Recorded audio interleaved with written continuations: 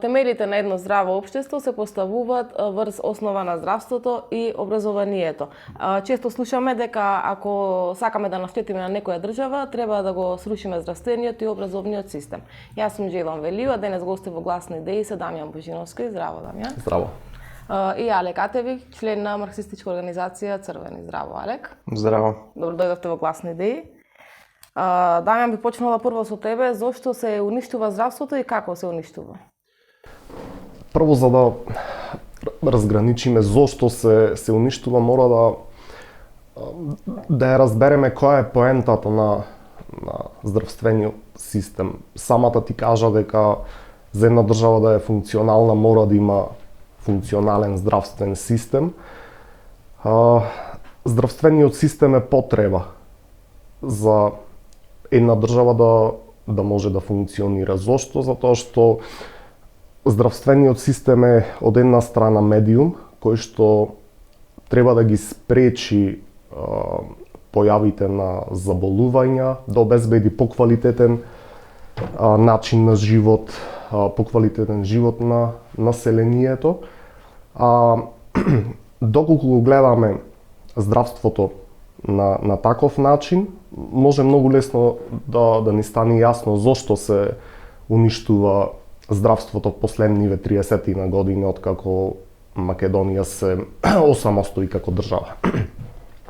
Од друга страна мора да признаеме дека во светот постојат и здравствени системи кои што функционираат врз основа на бизнис постулатите. Таков пример е на пример американското здравство. Таму имате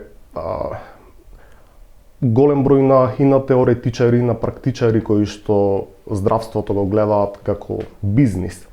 Таму де факто е здравството бизнис. Зошто е бизнис? Затоа што голем број на гранки и производствени и услужни се директно поврзани со начинот на кој што функционира здравството. Без тие гранки не би можело да функционира тамошното здравство. Сега во Македонија конкретно има некои крупни промени кои што се има случувано од осамостојувањето до ден денес.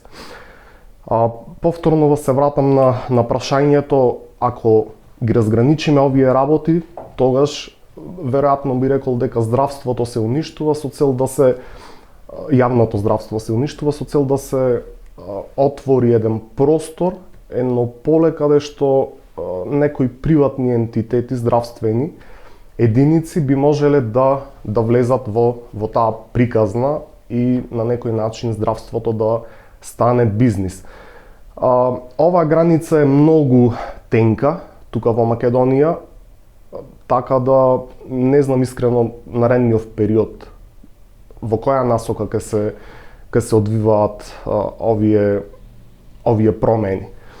Да, имаше во другиот дел 19-та нели обид за приватизација на брзата помош или предлагање некој јавно приватно партнерство. Тоа е убаво е што го спомна овој момент. Не би рекол јас дека тоа беше обид. Зошто? Затоа што никогаш не се премина таа иницијална граница. Пред се мислам дека тогашните здравствени власти проба да го сетат расположението кај населението. Зошто го кажувам ова? Ова го кажувам затоа што таа анализа која што ја најавуваа, наводно требаше да направат, нели, анализа со која што би прикажале зошто која е потребата да се приватизира здравството. Нели, мора да продадете некоја приказна во јавноста, која е потребата да извршите некоја промена од моменталната позиција кон нешто ново. За жал таква студија никогаш не видовме во јавноста, никогаш не излезе. Јас ги следев тогаш настаните. Скоро и да немаше реакции во јавноста кога се најавуваат тие промени како што рече ти. И сега би сакал повторно да се вратам на твоето иницијално прашање, зошто и како. Како, можеби ќе објасни зошто се случуваат сите овие работи. За да сватиме како се уништуваше и се уште се уништува јавното здравство, мора да се вратиме и да ги сватиме кои се неколку компоненти. Сега јас би издвоил неколку компоненти, сигурно има повеќе компоненти. Која е причината зошто здравството моментално се наоѓа каде што се наоѓа сега во Македонија? Првата компонента е здравствените работници.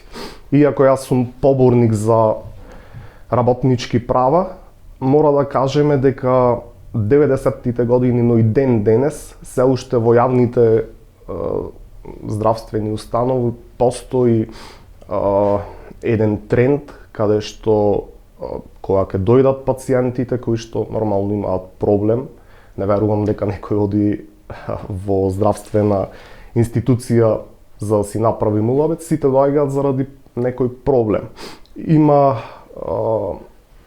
Постои одредена непрофесионалност кај дел од здравствените работници. Сите сме се соочиле веројатно со таква ситуација, да ви траснат врата, да не ве пуштат, да не ве прими здравствен работник. Сите тие работи повторно ќе излезат на површина како проблем. Зошто го кажувам ова? Затоа што секогаш постои таа спрега кога властите ќе пробаат да продадат некој нов концепт, како што е примеров сега со приватизацијата на брза помош, како што кажа ти, сега властите ќе имаат еден аргумент. Еве, тие не работат, здравствените работници не се на должност на задачата, не работат и можат тоа како еден аргумент да го дадат зошто треба да има приватизација. Создават слика дека јавното не функционира. Се создава слика, да, од друга страна постои новинарство. Секоја чест на исклучоците има професионални новинари, ама има и новинари кои што пробуваат да поентираат на сензационалистички вести. Читавме изминатиот период и за некои случаи каде што пациент отишол на лекар, па после некој период починува. Се тоа некои матни ситуации, нема доволно информации во јавноста и секој може да ги толкува на било каков начин, како сака. И затоа викам, има и друг пример. Например, ако сум имал можност да разговарам со роми, кои што во Македонија знаеме во која ситуација се наоѓаат, дека се страшно маргинализирани. Имаше буквално, ќе го цитирам ова, кога ќе се обратат на лекарите, предходно во 90-тите, ние ве чекавме во ходниците додека вие си пиевте кафе со вашите колеги, сега вие не барате нас. Тука конкретно се мисли на системов со капитација кој што беше воведен. Значи сега лекарите се тие кои што ќе ги молат сите пациенти да дојдат кај нив со цел да им се зголеми на некој начин и профитот, влезот на парични средства. И затоа нема некој универзален одговор на ова прашање. Има повеќе фактори кои што се вклучени и сите тоа треба да се гледа како една жива материја која што се променува и се надеваме дека ќе се спречи комплетното уништување на јавното здравство и ќе почнат да се воведуваат некои нови начини, ќе се реобмисли целиот систем со цел да си ја постигне самата функција која што е зададена. И само уште накратко ќе кажам, во прилог на ова имаше една кампања, ако се сеќавате, мислам Тодоров беше тогаш министер за здравство, кога одеше да ги лови медицинските лица дали пушат во ходниците, дали спијат или не знам. Сеќавам. Дамјан, ти благодарам. Алек, често пати сведоци сме на редиците од пациенти кои што се создават во клиничкиот центар во Скопје и се добива впечаток дека луѓето од останатите градови на државата доаѓаат да се лекуваат во Скопје. Што е причина за тоа? Дали секундарното здравство не функционира? Бидејќи имаме ние клинички центри во други градови, болници, здравствени домови. Мислам, веројатно на гледачите на оваа емисија им е јасно дека не функционира и веројатно го гледаат затоа што имаат некои значи сите тие што ќе го отворат и ќе го следат овој муабет меѓу нас имаат некои појдовни точки. Значи прво да ги расчистиме тие појдовни точки за да видиме на која линија сме. Значи, кога мислиме здравство, не мислиме само на јавното здравство, туку здравството во Македонија еден голем дел од колачот е приватизирано, односно управувано од бизнис центри. Значи, не само големите болници, што во многу држави во свет не постојат, туку приватизирано е од самите матични лекари, таа бизнис, стоматологијата, да. Значи тоа е внес, значи на бизнисот или профитниот мотив на секаде. Затоа здравството не може да кажеме дека не е бизнис. Дури и државното здравство е бизнис и државата го рачуна така. Нека тоа е еден бунар без дно каде што дава пари. Тоа е затоа што така размислува. Тоа се тие капиталистички идеологии кои тие ги презимаат после 90-та година и нема да има некое подобрување. Значи дури некои поединци да се обидуваат малце да ги пореметат овие односи, нема да успеат. Преносот на средства значи поготово на вклучување на некои кадри од министерството укажува дека тие својот интерес во управувањето во министерството или понатаму во другите ешелони е заради своји лични профитни интереси. Значи идејата дека може да се одели јавниот, односно државното здравство и здравството што е поседувано од приватњаци е најголемата илузија, значи што постои. Значи Данјо многу убаво кажа, значи што се мотивите за пропаст на јавното здравство. Значи, но од друга страна мора да знаеме дека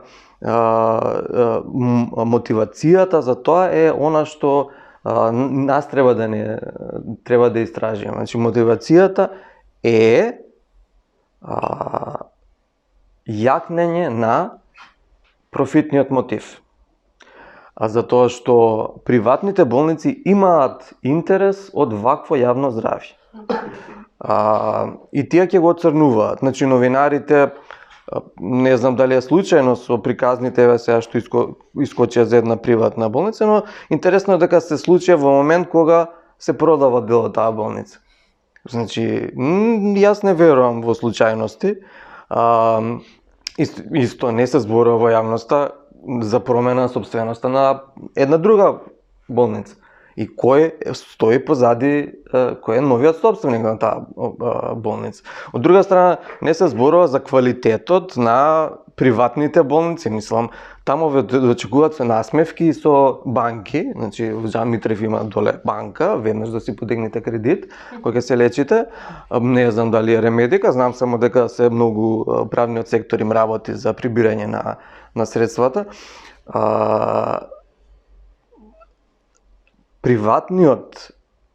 Приватните болници, значи што малце е чудно, мислам дека неправилен термин, ама тој така се воспостави, ајде така ќе го потребуваме.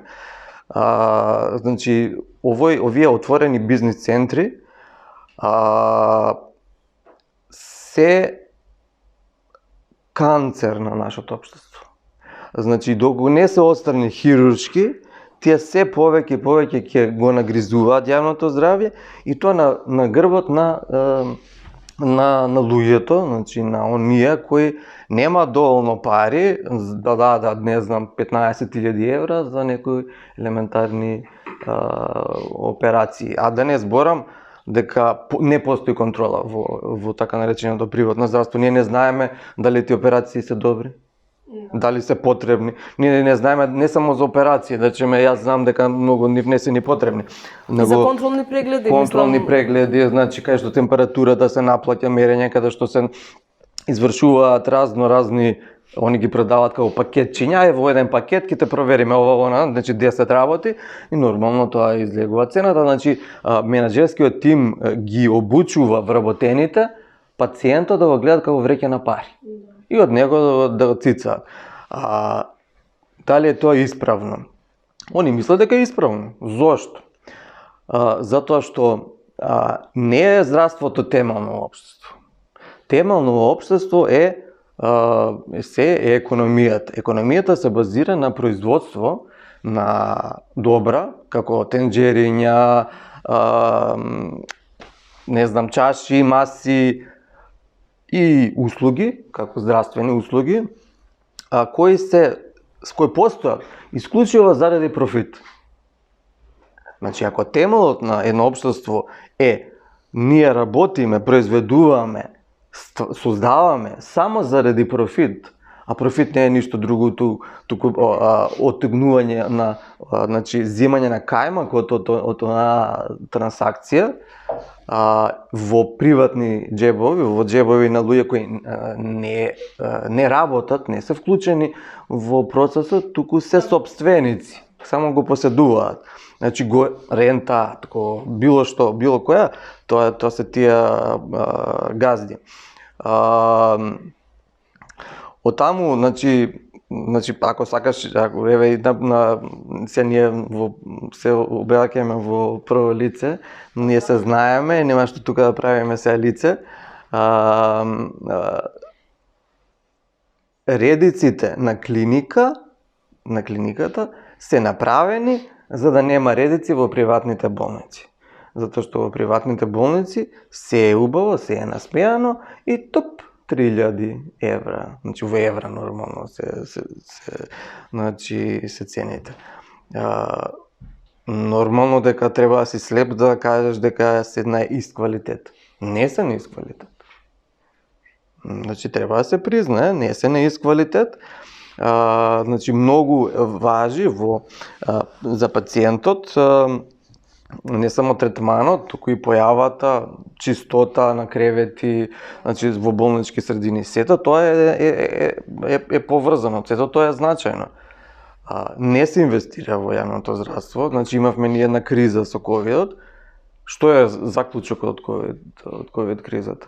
Ние дали заштитивме превентивна медицина? Дали се инвестира во Македонија во превентивниот сектор? Не.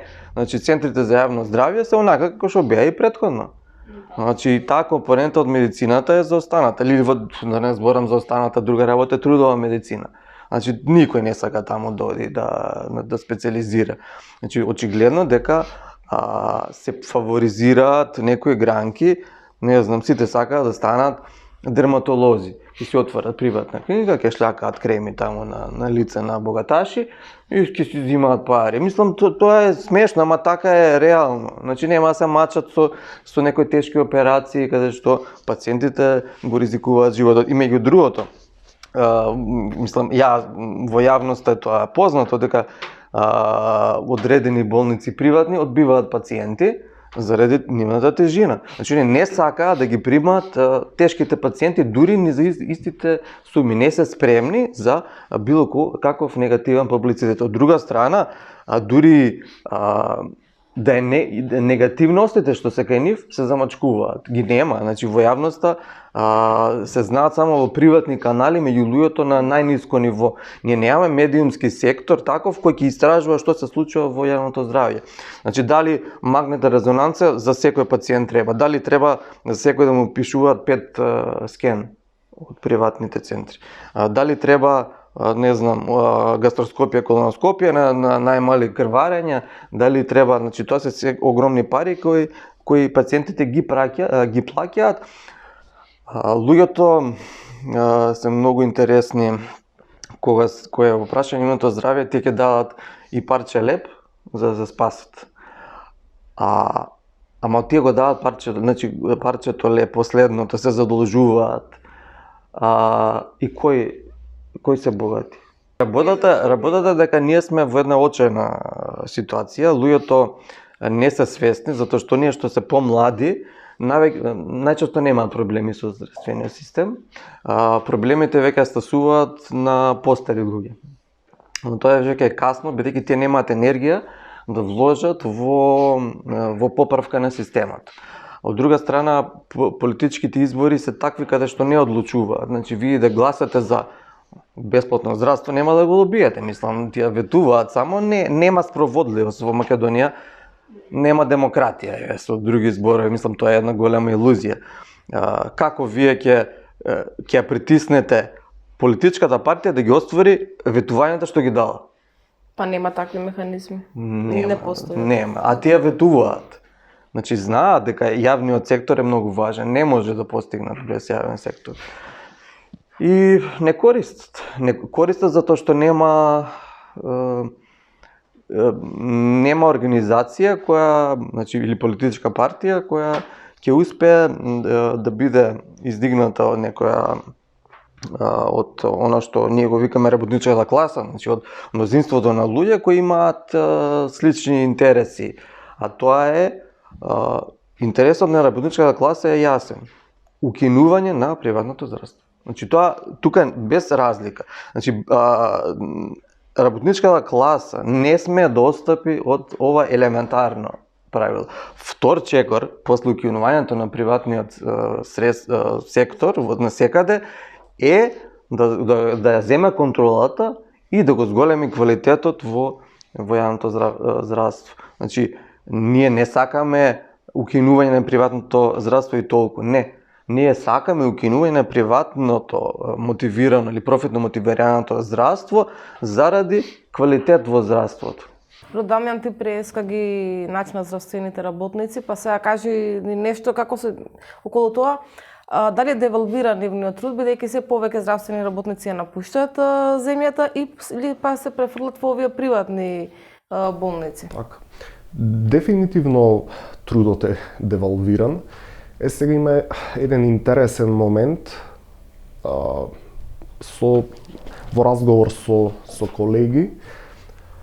Разбрав дека последниве години енормно е зголемен бројот на студенти на медицинските науки, ама мора да се запрашаме зошто. Не затоа што имаат интерес да останат тука, туку затоа што медицинските науки почна да значат новиот бугарски пасош за да заминат од земјата. Друг момент, самата ти спомна дека голем дел од лекарите заминуваат во приватните, да работат во приватните здравствени установи. И тоа е точно. Зошто? Ако вие работите како здравствен работник во некоја јавна здравствена единица, можете да напредувате онолку колку што ќе ви дозволат бирократите кои што ја водат таа единица. Дури да сте најдобриот хирург, например, вас ви треба тим, не можете вие сам да работите. Ви треба сала, ви треба тим со кој што ќе работите.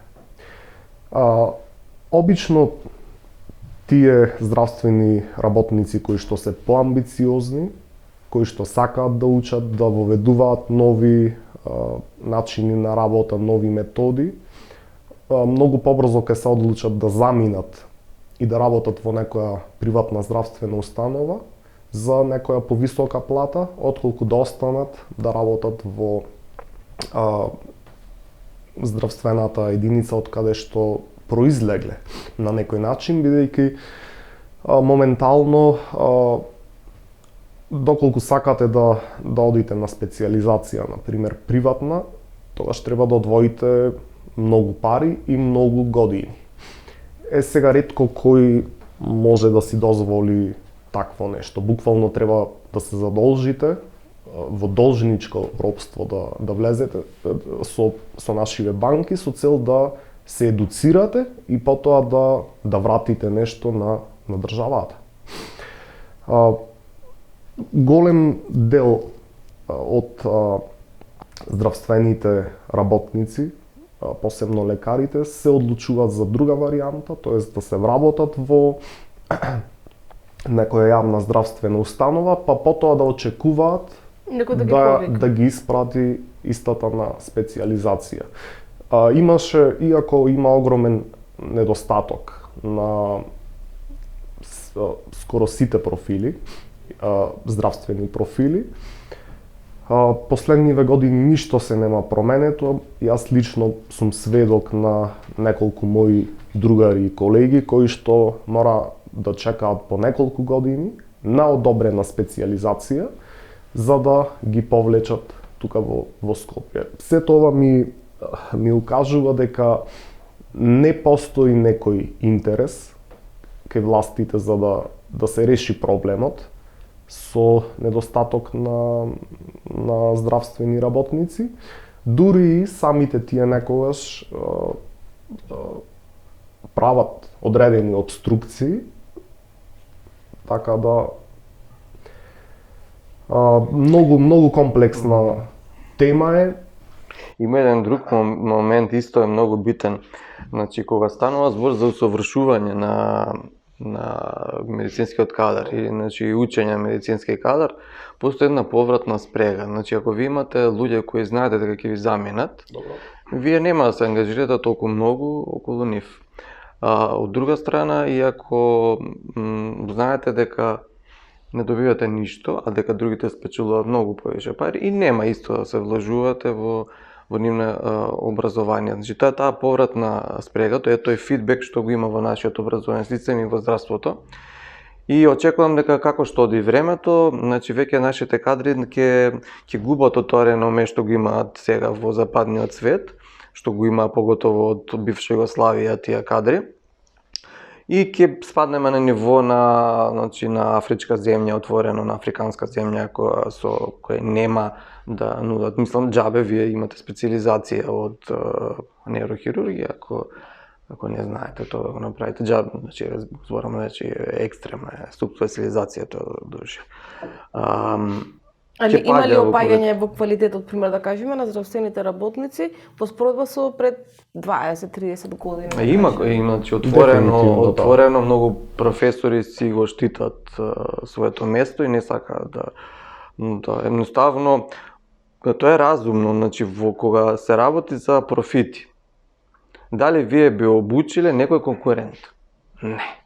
Значи не може монопол на знаење кај одредени стручњаци да има. Дури знаењето сакам да дополнам, не е она од книга што ќе го научите, целото знаење што може да го добиете, многу повеќе практично ќе научите кога ќе почнете да се соочувате со некои случаи и кога ќе знаете дали имате некој поискусен колега кој што поминал многу години соочувајќи се со истите проблеми, да ви го пренесе тоа знаење. Порано, еден од тие начини беа, да речеме, да се соопштуваат, поготоа ако настане некој посебен случај во универзитетскиот центар, клинички, да речеме, како најврвна институција, тоа се соопштува на утрински брифинзи, значи вака и тоа го гледате како, значи, така младите кадри се учат и не само, и другите колеги барате мислење, значи тоа е таа расправа. Не постојат, значи нема, едноставно на одредени клиники не постојат стручни утрински собери, затоа што има некои мотиви, не сакам да ја навлезам во кои се тие мотиви. Она што сакам да го кажам е дека опаѓа нивото на квалитет што го поружа не само јавното здравство, значи и приватниот сектор црпи од таму. Тие се подобри, не може да се подобри ако не знаат, а знаењето го стекнуваат со искуство, со споделување на посебни случаи и воопшто на споделување на знаење. Меѓу другото, постои криење на тие работи. Нема соработка на разни одели, нема соработка меѓу клиники, немам значи ситуацијата дека јас сум вклучен во здравството, јас гледам дека само на полошо ќе оди. Да. Па еве и пример, се почесто недостасуваат терапии, да кажем, за одредена група на пациенти, лекарства нема. Што станува со тоа? Колку е тоа застапено? Терапија има, значи работата во тоа што како ќе стигнете до тие терапии. Дали се современи терапии за многу болести, да речеме, одредени биоцитостатици со години, да речеме, ако во Србија и Босна, да речеме, како најблиско соседство тука во околниот простор ги имаше, кај нас каснеа, значи одредени години, 10 години се чека, одредени одредени варијанти на кортикостероиди, да речеме, и воопшто ги нема во нашиот пазар, не се ни влезени. Сегашниот министер нешто се објде да направи, не знам дали преку своја компанија или некоја блиску, значи пак направија некој трик да воведат доста лекарства.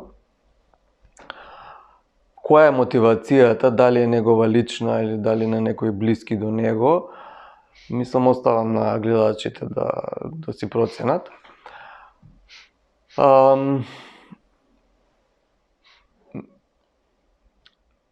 Јас повторно ќе се навратам на прашањето. Дали постои сила да се смени ова? Значи, мислам дека тука треба да го анализираме. Значи, затоа што ние знаеме како стоат работите. Значи, која е таа сила, кој е тој притисок кој ќе го смени? Приватните компании, фармацевски или компании набавувачи на опрема, си имаат свој интерес да продадат својата. И те вршат притисок. Да, го подобруваат квалитетот, сака да ги донесат најновите лекарства, на новите техники и технологии. Значи, тоа е еден притисок, но нивната мотивација е профитно ориентирана затоа што тие го црпат системот и понатаму си го сакат, нели, поголеми профити. Јавниот сектор, меѓу другото, постои за тоа. Тие да земат што е можно повеќе пари на легален начин од тој. Ние го викаме тоа корупција сега деновиве. Не, тоа е легално. Капитализмот така си постои насекаде околу нас. Ако одите, да речеме, во Хрватска, која е членка на Европска унија, истиот момент сега зборев со мои колеги, истиот. Значи, јавниот сектор кај нив постои за да компании земат голем дел од тој кајмак кај себе. Да продадат поскапи апарати, со нив многу поскапа опрема, која не се мери во неколку илјади евра, се мери до милиони евра. И тоа се големи суми на пари на кои ние обичните смртници ќе подзинеме. Би сакал да дополнам уште една работа. Спомна Алек дека профитно ориентирани се кај нас веледрогериите. Моментално во Македонија не постои државна веледрогерија која што ќе преземе одговорноста за увоз на сите тие препарати кои што не се произведуваат тука. Има и еден друг момент кој што не е познат многу за јавноста, тоа е дека водени од тој интерес за профит, некогаш се носат некои одлуки, например, од страна на веледрогериите, да ако нема профит од даден препарат кој што би бил увезен, да одлучат да не го увезуваат. Зошто? Затоа што да ги поминуваат сите тие процедури на регистрација на лекот, одобрување тука во државата, ако утре тој препарат нема да се продава доволно. Така да голем број на лица кои што страдаат од ретки болести, например, ако имате вие стотина пациенти во државата, помалку, не постои тој интерес за да се воведат тие нови терапии кои што од една страна би спасиле живот, а од друга страна, државава нема друг механизам да ги обезбеди тие лекови. И јавна тајна е дека често се случува да се набавуваат такви лекови по нелегални канали, одат луѓето по Грција, по Косово и на тој начин си го решаваат проблемот. Се заради тоа што државата не сака, како што кажа Алек, здравството го гледа како терет и сака да се оттараси од сите тие непродуктивни трошоци, како што ги нарекува. Од друга страна, знаеме за многу вистински непродуктивни трошоци, знаеме како живеат политичарите кои што седат на кожни фотели, како се гостат по кафани, ама не. Тие работи се репрезентативни, мора убаво да изгледаме пред европските бирократи, убаво да ги почестиме, ама здравството затоа може да страда. И уште една работа би сакал да спомнам, периодов актуелна е кризата тука во Македонија, кој знае дали ка имаме и струја. Мене ми беше смешно и трагично кога читав во весник се заложиле од владата да најдат средства за клинички да не остани без струја. Мислам, кој срам е тоа, која трагедија? Па имаше вест дека ќе се исклучува струјата во клинички центар, да, поради нормално, неплатени сметки во некои други установи. Па, може би треба да се случи тоа, не знам. И ако се случи, што? Да, ако се случи, што ќе биде? Дали Дали има да ќе биде поголем? Да, доколку промена Ама може да дали има има само промена, значи мене, и нас претпоставам интересира вториот дел од тоа, значи ние овде објаснуваме се, иако се сложуваме, значи јасно. И дури ова го знаеме, сме го збореле често пати. Нас проблематично ни има вториот дел. Како да дојдат до промени. Значи, државна веледрогерија немаме. Мислам, една од ретките држави во свет што нема државна веледрогерија. Бирото за лекови работи на профитен мотив. Значи, они наплаќаат, они ги гледаат фирмите кои ќе им дојдат. 50 евра им е од добро утро, ако го кажуваат. Значи, и државниот систем е корумпиран од профитниот мотив. Значи, тоа е вистинска корупција за која никој не го зборува зборот вистинскиот збор. Што значи корумпираност, значи загаденост. Значи труло. Јас би кажал, значи здравството е само последица на оние економски односи кои владеат. Исто како и образованието. За да ние го смениме, мораме да го смениме коренот на тие проблеми.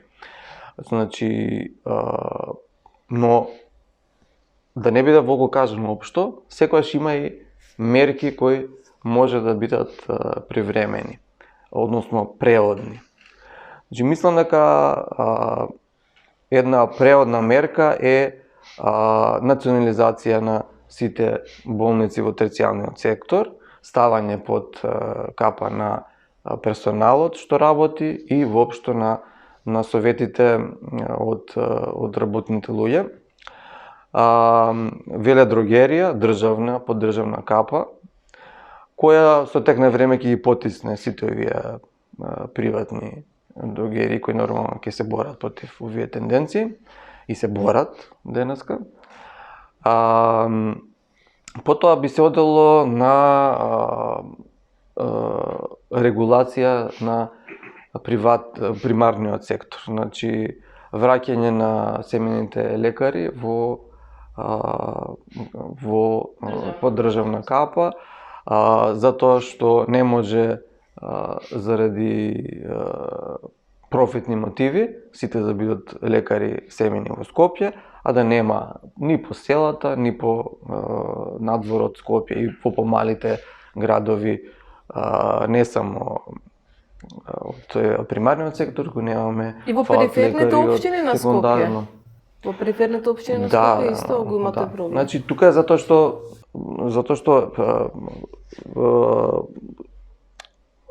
целта на примарното здравство во Македонија Повторно лекарите тие се обременети и со многу папирологија, тоа е друга работа која они треба самите да си ја решат. Тие самите треба да делуваат, а тие се исклучени од процесот тотално. Немаат можност како тоа да го направат. Значи, се од озгора во нашата држава и се очекува од озгора да биде посејано како памет. Ништо не се покрива од оној што секојдневно е со проблемите на негови како здравствен работник, како лекар, како медицинска сестра, како не знам, како технолог, како фармацевт во аптека, тие се исклучени од здравствениот систем. И здравствениот систем кој го контролира во моментов? Го контролира приватните компании веледрогерии преку своите намесници, министри за здравство, кои се чисто само маша. Значи, политичарите се маша на капитализмот, на капиталистите. Да, апсолутно. Дамјан?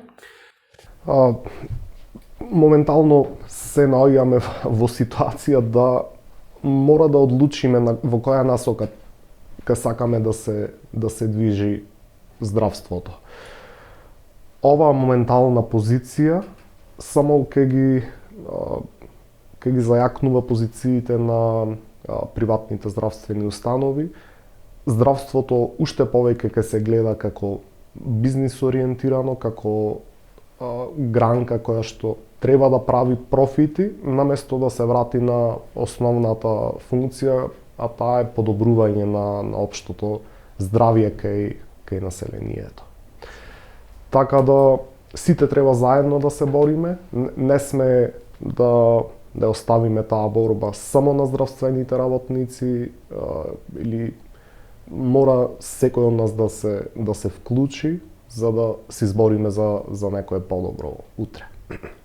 Другари, ви благодарам за Фала. разговорот. Фала за поканата. Почитувани гледачи, за повеќе емисии следете на YouTube каналот Глас на идеи.